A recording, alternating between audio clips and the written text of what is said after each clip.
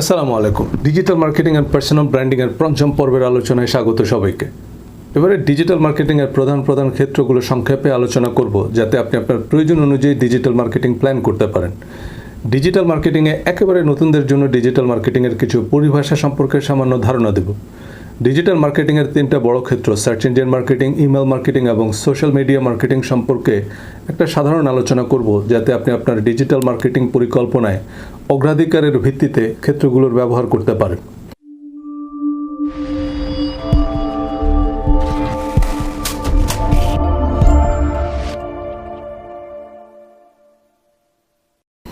প্রথমে digital marketing, affiliate marketing, internet marketing পার্থক্য কী? Digital marketing umbrella term, যা সব রকমের ডিজিটাল মিডিয়া মার্কেটিংকেই বোঝায়। আমি ফ্রিল্যান্স অ্যাফিলিয়েট ও ইন্টারনেট মার্কেটার হিসেবে কাজ করেছি এবং করছি, আবার বড় ব্র্যান্ডের সাথেও কাজ করছি কনসালটেন্ট হিসেবে। এই দুয়ের মধ্যে মূল পার্থক্য হচ্ছে বাজেট। কোকাকোলা তাদের ভেন্ডিং মেশিন ডিজাইন করার জন্য রেমন্ড লুইয়ের মতো লেজেন্ডকে ডাকতে পারে। রেমন্ড লুই একজন ফ্রেঞ্চ আমেরিকান ইন্ডাস্ট্রিয়াল ডিজাইনার, যিনি শেল, বিপি, এক্সন, ইউএসপিএসের লোগো থেকে শুরু করে বোয়িং 307, কনকর্ডের ইন্টেরিয়র, নাসার স্কাই ক্লাব স্পেস স্টেশন পর্যন্ত ডিজাইন করেন। আমেরিকার সবচেয়ে জনপ্রিয় বাস গ্রেহাউন্ডের ডিজাইন তার করা। ইন্টারস্টেট লাক্সারি ট্রেন অ্যামট্র্যাক তার ডিজাইন করা। অ্যামট্র্যাকের ভাড়া প্লেনের চেয়েও বেশি। তিনি একবার এয়ারফোর্স ওয়ানের ডিজাইন নিয়ে একটা মন্তব্য করলে তৎকালীন প্রেসিডেন্ট জন এফ কেনেডি তাকে হোয়াইট হাউসে আমন্ত্রণ জানান। ওভাল অফিসের ফ্লোরে বসে তিনি এয়ারফোর্স ওয়ানের নতুন নকশা তৈরি করেন, যা এখনও পর্যন্ত বিশ্বের সবচেয়ে আকর্ষণীয় প্লেন। বড় বড় কোম্পানিগুলোর বিশাল মার্কেটিং বাজেট থাকায় তারা অভিজাত মার্কেটিং ক্যাম্পেইন পরিচালনা করতে পারে। মার্কেটিং ও ব্র্যান্ডিংয়ের মূলনীতি কঠোরভাবে অনুসরণ করতে পারে। অ্যাফিলিয়েট মার্কেটারদের পক্ষে তা বেশিরভাগ সময়ই সম্ভব হয় না।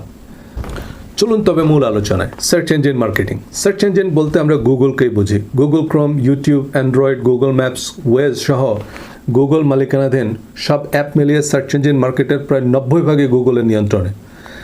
সার্চ ইঞ্জিন মার্কেটিংয়ের ক্ষেত্রে সব কিছুর কেন্দ্র হচ্ছে আপনার ওয়েবসাইট।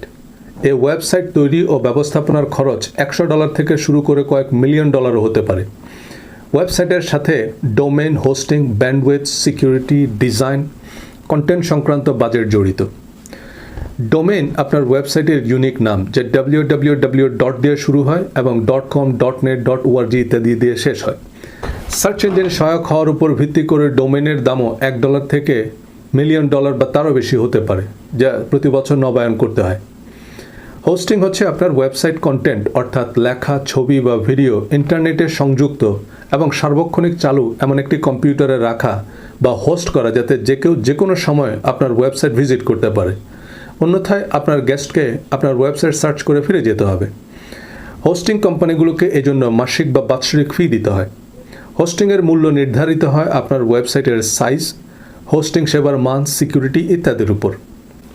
ব্যান্ডউইথ সম্পর্কিত হচ্ছে আপনার ওয়েবসাইটে কতগুলো ভিজিটর একসাথে ভিজিট করতে পারবে তার সাথে। ব্যান্ডউইথ সক্ষমতার বেশি ভিজিটর থাকলে ওয়েবসাইট আর ইন্টারনেটে খুঁজে পাওয়া যাবে না। তাই ওয়েবসাইট জনপ্রিয় হওয়ার সাথে সাথে বাড়বে ব্যান্ডউইথের খরচ। ফেসবুক, ইউটিউব, সিএনএনের মতো জনপ্রিয় ওয়েবসাইটগুলো মিলিয়ন ডলার খরচ করছে কেবল ব্যান্ডউইথ বাবদ। সাইবার সিকিউরিটি এবং ডেটা ম্যানেজমেন্ট প্ল্যান করতে হয় ওয়েবসাইট ডেটা হ্যাক বা হারিয়ে যাওয়ার হাত থেকে সুরক্ষিত রাখতে।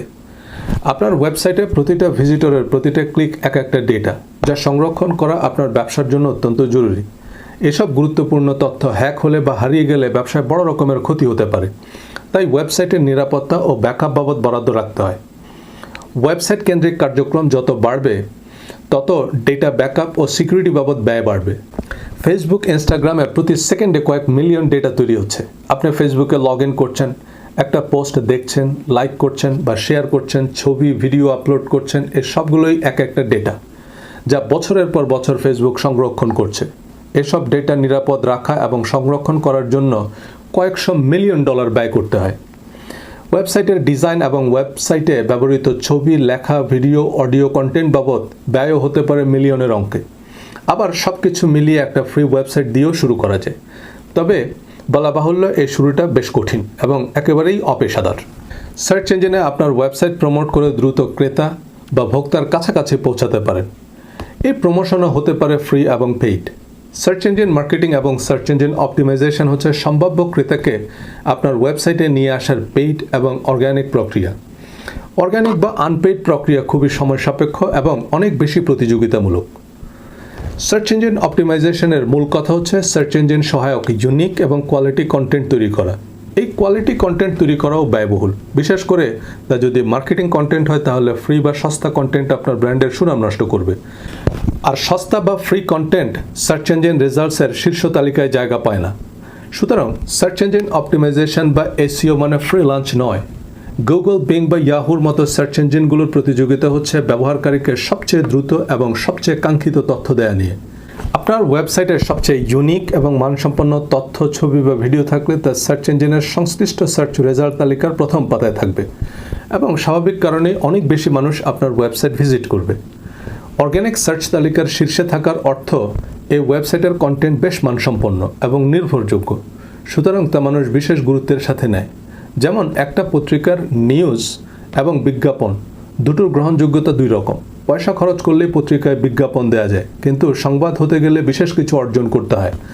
পত্রিকার প্রথম পাতার খবর যত মানুষ পড়ে, সপ্তম পাতার খবর তত মানুষ পড়ে না। আগামী পর্বে কথা বলবো কিভাবে সার্চ ইঞ্জিন রেজাল্টস পেজের শীর্ষে থাকতে পারেন তা নিয়ে। ধন্যবাদ।